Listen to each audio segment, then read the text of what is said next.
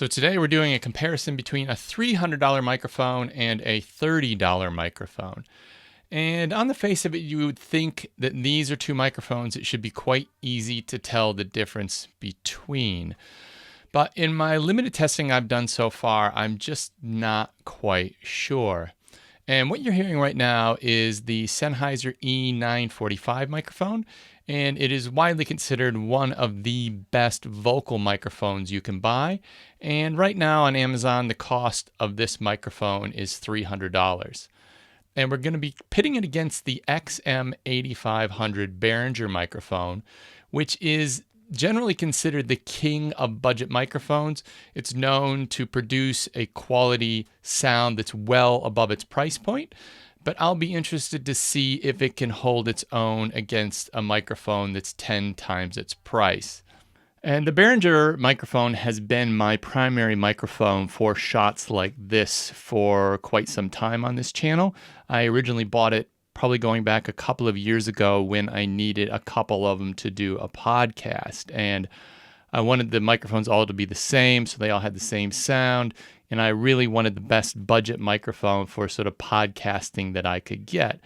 And I listened to so many different reviews and comparisons, and it was clear to my ears and all the reviewers that the XM8500 was the best $30 microphone on the planet. And in the time I've been using it, I really have had no reason to fault the audio coming out of this microphone.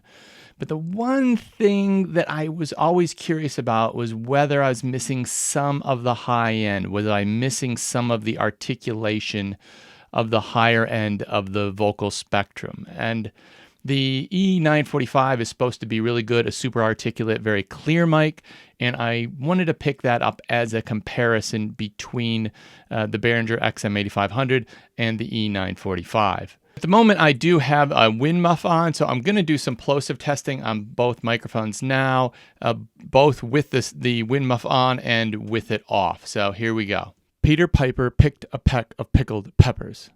Peter Piper picked a peck of pickled peppers. Peter Piper picked a peck of pickled peppers.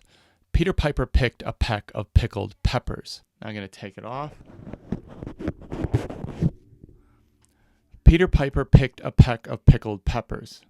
Peter Piper picked a peck of pickled peppers. Peter Piper picked a peck of pickled peppers.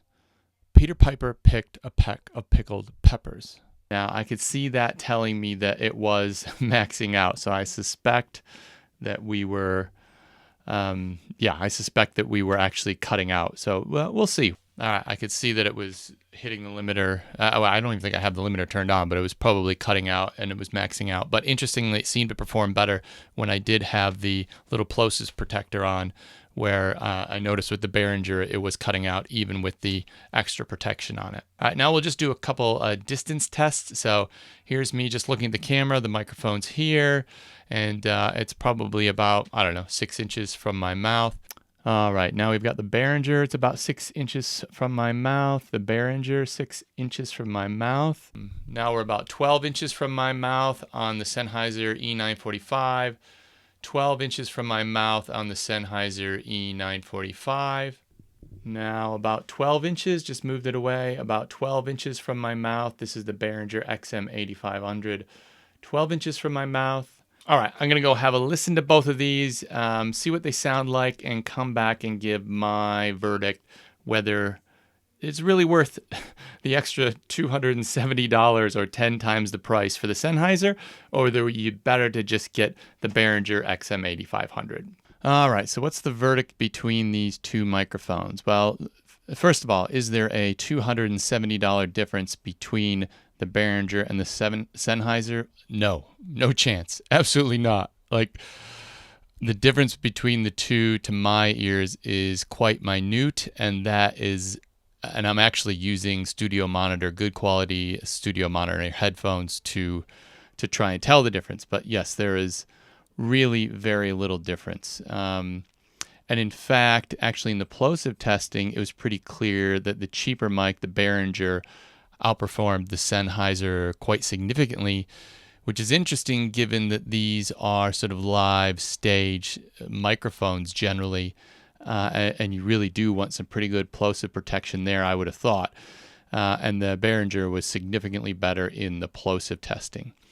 Where I do see a difference in the Sennheiser is its highs are a little bit better, and I think it's just slightly more articulate. So everything just has a slight edge in clarity. But I think for the most part, unless you're listening to them side by side, or unless there's something that's specifically bothering you about the sound of the Behringer, you're really not going to be able to tell the difference. And when you look at the price, it really shows how good this Behringer XM8500 is. And I will put a link in the description down below where to get the XM8500. It does sell out all the time, so it can be pretty hard to find. So I'm sort of constantly trying to keep an eye out and update that link of where you can get it. And for me, it's been my main studio microphone for a very long time, and it will continue to be one of my workhorse microphones well into the future. And I still find it almost unbelievable that you can buy this microphone for $30.